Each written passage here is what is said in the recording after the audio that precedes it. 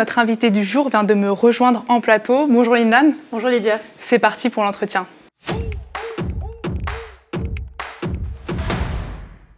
Lindane Daoum, merci d'être là.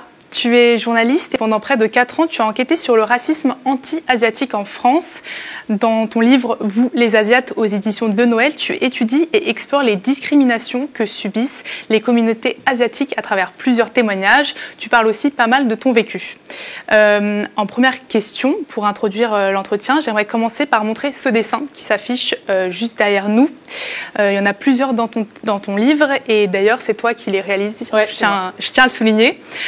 Ce dessin raconte le témoignage de Stéphanie. Alors Stéphanie, c'est une jeune femme asiatique qui explique que pendant la pandémie, alors que le métro est blindé, personne ne veut s'asseoir à côté d'elle. Est-ce que le Covid-19, ça a révélé ce racisme anti-asiatique? Comment est-ce que toi, tu t'es sentie à cette période? Alors moi, le racisme anti-asiatique, je le vivais dans ma chair depuis l'enfance, mais effectivement, en 2020, pendant la pandémie, on a eu un tournant où il y a plein de personnes, donc Est et Sud-Est asiatiques, qui ont été amalgamées, qui ont été étiquetées et que l'on confondait quelque part avec le virus chinois. Voilà, on les tenait pour responsables de la pandémie parce que le virus est apparu à Wuhan en Chine. Les gens vont en France ou partout dans le monde se sont imaginés que toute personne ayant un faciès asiatique pouvait être associée à ce virus. Et donc il y a eu des agressions verbales et physiques. Moi j'ai discuté avec une mamie qui s'était fait tabasser à Marseille juste parce qu'elle se promenait dans la rue avec un sac de courses. Il y a des personnes qui ont été crachées dessus, qui ont été insultées gratuitement. Il y a eu des restaurants qui ont été tagués. Et c'est à ce moment-là, vraiment, que je pense qu'en France, et partout dans le monde d'ailleurs, qu'on s'est rendu compte que le racisme anti-asiatique était une réalité. Alors j'aimerais qu'on regarde une séquence. Tu ouvres ton livre sur cette séquence. C'est un extrait d'un sketch de Kev Adams et Gad Elmaleh diffusé en 2016 sur M6. On regarde. Bonjour grand maître et bienvenue dans ce temple où vous allez m'apprendre tout ce que je dois savoir.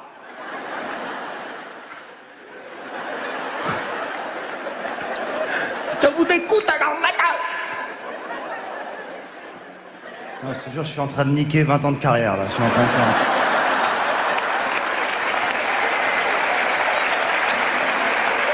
Je sais pas comment... Je te jure, je sais pas. Je sais pas. Mais pas du tout, grand maître. Kev, je te jure, je le sentais pas dès le départ. Même en répétition, t'es arrivé avec ce sketch, j'ai dit, oh, on va, mon frère. Moi, j'étais dans le stand-up, dans les trucs. J'étais aux États-Unis, je suis revenu, tu m'as mis ça. J'ai dit, je suis pas bien, je te jure, je suis pas bien. On est à Bercy, tu m'as fait un truc. C'est super. Mais mon arrête, regarde ça, t'imagines si un soir Florent Pagny vient voir le spectacle, on est... Grand maître. Florent Pagny, pas là ce soir. Ok. Ok? Vas-y. Alors, vas-y, fais ce que c'est. Fais un accent chinois, exotique. Les gens, ils aiment exotique. Regarde, ils voyagent, mais ils restent. Ils adorent. C'est bien ça, exotique. Non, mais... L'accent chinois mal fait dans le domaine de l'humour, c'est le pire, quoi. C'est le dernier truc qu'on peut... Ok, vas-y, je te fais plaisir, je m'en fous. Tu fais accent chinois? Non, je sais pas faire l'accent chinois, mais je vais te faire... Ok, vas-y, allez. Fais un accent. Ce que tu veux. N'importe quel accent, tu choisis. Buffet à volonté. Alors je t'ai vu pendant qu'on passait l'extrait en train de faire non comme ça de la tête. Ouais, bah c'était en 2016, on est en 2025 et ça me trigger autant, ça me trigger toujours autant, ça me fait réagir. Ça me met très très très très mal à l'aise.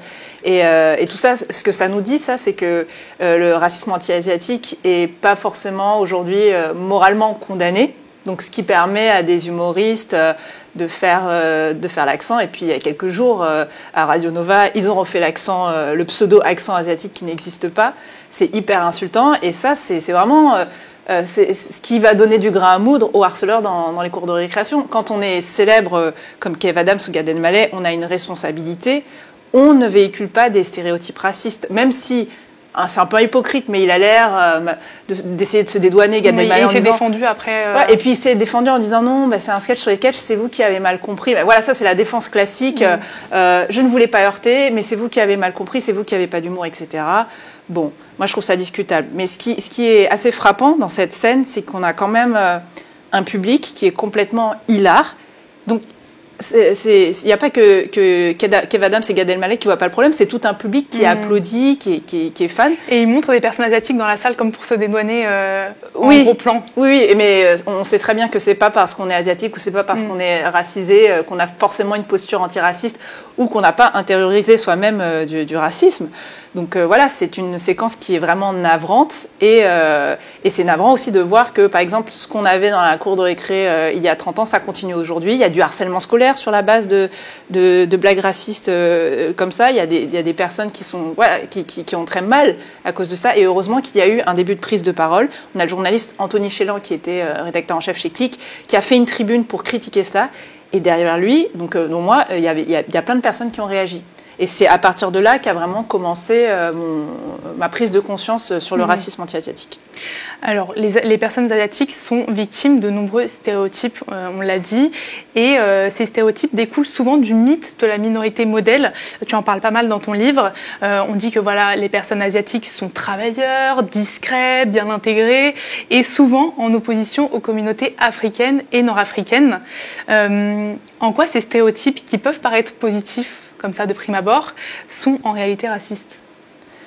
Ces stéréotypes, c'est vrai qu'au premier abord, on se dit, tiens, on devrait être content que l'on nous fasse des compliments, on devrait être content que l'on nous dise que vous êtes travailleur, que vous êtes modèle, qu'on devrait prendre exemple sur vous. Donc c'est quoi une minorité modèle? C'est une minorité qui va réussir plus que les autres, qui va, entre guillemets, s'intégrer. C'est quoi l'intégration? S'intégrer plus que les autres, qui va mieux faire que les autres. Mais tout ça, c'est un prétexte, effectivement, tu l'as dit, pour mieux dénigrer les revendications des autres communautés qui ont des trajectoires migratoires qui sont différentes. Ce mythe de la minorité modèle, il est super ambivalent. Pourquoi? Parce que quand on dit qu'on est travailleur et qu'on est docile, ça veut dire quoi? C'est tu restes à ta place. Moi, je suis le maître, je vais te distribuer des bons points. Toi, le bon migrant, toi, le mauvais migrant. C'est une position assez supérieure que de faire ça. Ensuite, quand on est considéré comme docile, on est aussi considéré comme corvéable à merci, quelqu'un qui ne fait pas ses heures. Donc c'est quelqu'un c'est une communauté qu'on va mettre dans une case intermédiaire, donc entre les blancs, les noirs et les arabes, pour parler vulgairement. Voilà. Et en fait, ça va servir à quoi? Ça va servir à la suprématie blanche. Et donc on a évoqué ce mythe de la minorité modèle. Il y a aussi quelque chose dont tu parles pas mal dans ton livre, c'est la fétichisation de la femme asiatique. Tu en as toi-même été victime de la part d'un ex quand tu étais jeune. Il y a ce dessin qui s'affiche juste là, de cet homme qui te surnomme ma fleur d'Asie. Est-ce que tu peux expliquer ce que c'est la fétichisation des femmes asiatiques et comment toi tu l'as vécu avec notamment cet ex? La fétichisation, c'est un racisme sexuel, tout simplement. Là encore, on a l'impression que c'est flatteur. Bien sûr, on devrait être flatté d'être désiré, mais on n'est pas désiré pour n'importe quoi. Il faut rappeler que les femmes asiatiques ont été fétichisées depuis très longtemps, depuis l'époque coloniale, depuis que les colons sont venus et qu'ils ont pris des concubines qui étaient un peu des servantes, par exemple en Indochine, des Kongai, et ils se sont fait une image de la femme, alors qu'ils étaient quand même en position dominante, d'une femme ouverte à la sexualité, très très docile, qui sait bien faire les massages, etc. Et c'est cette image qui, depuis l'époque coloniale, est restée ancrée dans les imaginaires. Et donc, on va avoir des hommes, qu'ils soient blancs ou non, ça peut être des hommes racisés, mais qui vont désirer les femmes parce qu'elles ont derrière elles tout un imaginaire exotique de femmes soumises, dévouées, etc., etc.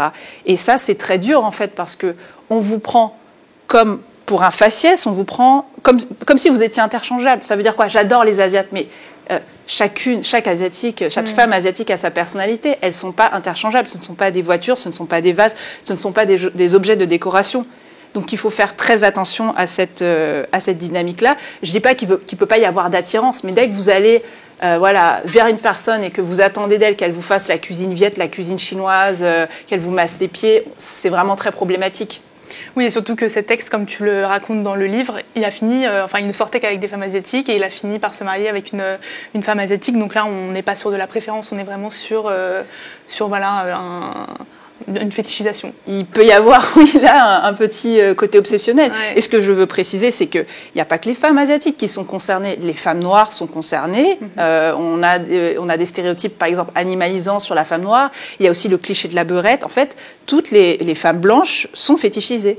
toutes les femmes racisées sont... les femmes racisées, pardon. Petit lapsus. Oui. Du coup, il y a la fétichisation de la femme asiatique et de l'autre côté, on a aussi les hommes asiatiques qui sont, eux, considérés comme pas assez virils. Est-ce que tu peux me parler un petit peu de tout ça ? Effectivement, dans tous les témoignages que j'ai recueillis, donc j'ai fait un appel à témoins, il y a 200 personnes qui m'ont parlé, il y a beaucoup d'hommes qui m'ont dit « j'avais l'impression de vraiment pas être un objet de désir pour les femmes, j'avais pas de succès, et puis c'est un peu plus tard que c'est venu, mais bon, c'était pas terrible ». Là encore, ça vient de l'histoire coloniale. Quand le colon il arrive en Indochine, par exemple, la femme est à conquérir et l'homme est à déviriliser. Donc il va se prendre comme repère, il va dire moi je suis comme ça, et ben ces hommes là qui sont un peu féminins, qui ressemblent un peu à des femmes, et ben on va les émasculer de façon symbolique. On va dire eux voilà c'est un peu des sous-hommes, ils sont pas virils, ils sont pas voilà dangereux. Au contraire, par exemple pour l'homme noir est fétichisé par le colon qui va le voir comme une menace, comme quelqu'un de très viril, etc. Donc il y a vraiment des clichés selon les genres. Bon, là, on a fait un peu le tour des principaux clichés abordés dans le livre. Il y en a d'autres, évidemment. Et dans la deuxième partie, tu fais vraiment une distinction entre l'ancienne génération et la nouvelle génération. Tu les opposes un petit peu. Elles ont quoi de si différent ? Est-ce qu'il y a un fossé entre elles ?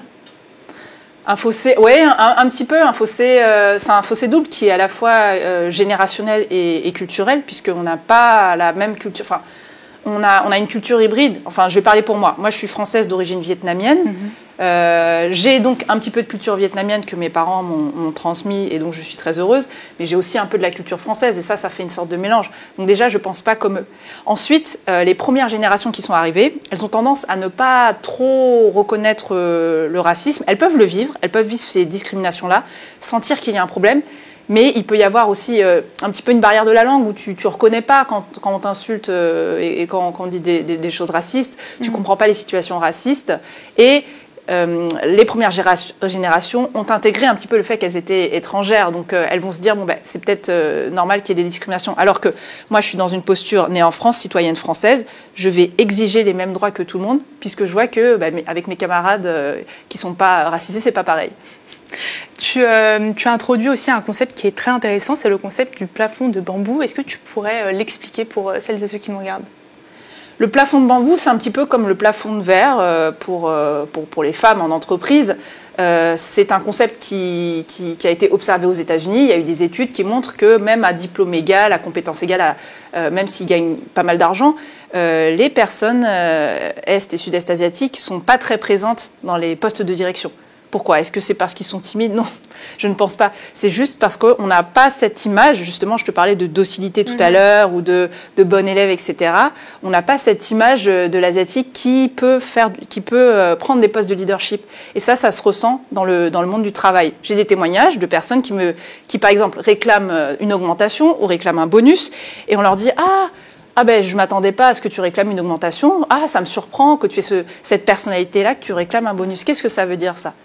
Ça veut dire qu'on a que l'image de la minorité modèle, c'est quelque chose qui dessert les personnes est et sud-est asiatiques dans la vraie vie.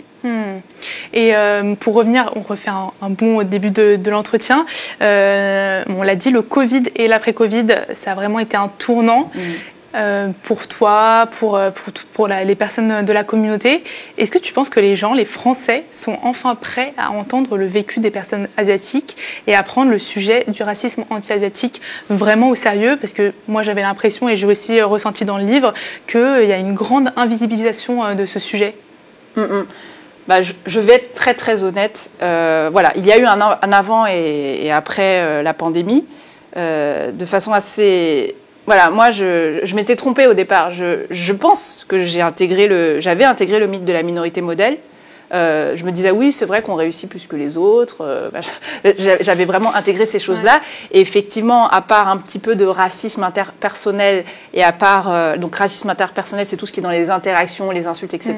Donc, oui, on m'a dit ni hao, ching chong dans la rue.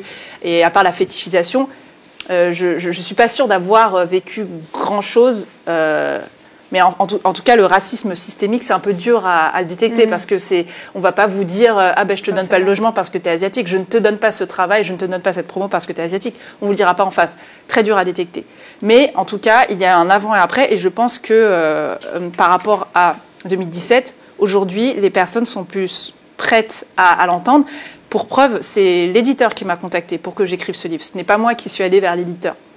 Donc ça veut dire que quelque part, la société peut être prête à écouter. Et comment est-ce qu'on fait pour lutter contre ce racisme anti-asiatique en France qui est, même s'il y a une prise de conscience, il est quand même encore très présent. Est-ce que c'est en se renseignant sur le passé colonial de la France Bien sûr. Il y a plein de manières de lutter contre le racisme, hein, pas spécifiquement le racisme anti-asiatique, mais il faut se rappeler que le racisme, c'est pas qu'une question d'ignorance. En fait, ce serait trop simple. C'est pas qu'une question d'ignorance, c'est un système, tout comme le patriarcat opprime les femmes, c'est un système qui opprime les personnes qui sont non blanches. Donc, bien sûr, il y a un volet éducation, sensibilisation, apprendre l'histoire coloniale pour comprendre les stéréotypes qui existent aujourd'hui.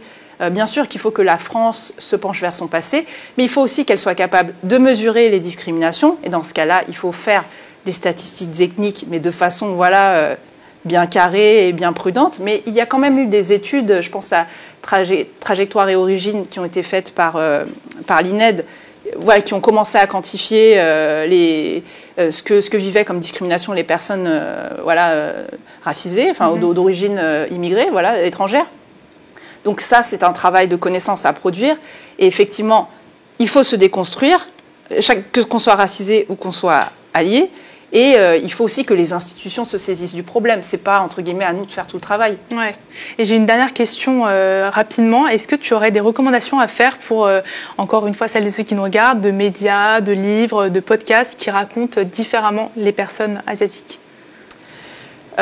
Différents les personnes asiatiques. Alors, j'ai l'impression que mon livre est un petit peu pionnier en la matière. C'est vrai que j'avais pas trouvé énormément de livres, mais j'ai beaucoup été inspirée par Minorité modèle de Yahan Chang, qui est sociologue aux éditions La Découverte. Donc, excellent travail qui commence à aborder la problématique du racisme anti-asiatique. Mécanique du privilège blanc d'Estelle Depris, parce qu'il faut comprendre ce que c'est la blanchité, il faut comprendre ce que c'est le privilège blanc avant de comprendre le racisme. Et puis, bien sûr, le podcast de Rokhaya Diallo et Grassley, Kif Taras, qui m'a bien aidée à m'éduquer. Et dernière recommandation, Décolonisons-nous de Franck Lao. Super, merci beaucoup Lin-Lan. Merci pour ta présence sur ce plateau. Et merci à vous et merci de nous avoir suivis. C'est une émission permise par le Fonds de dotation pour une société solidaire. Merci à eux. N'hésitez pas à nous dire ce que vous en avez pensé en commentaire si vous nous regardez par YouTube et via email si vous nous regardez à la télé. Continuez à nous soutenir, à soutenir votre média, un média qui vous garantit une information libre. Alors abonnez-vous à partir de 5 € par mois ou devenez même sociétaire de notre coopérative. Rejoignez-nous dès maintenant sur soutenez.lemediatv.fr. Très bonne journée sur le média.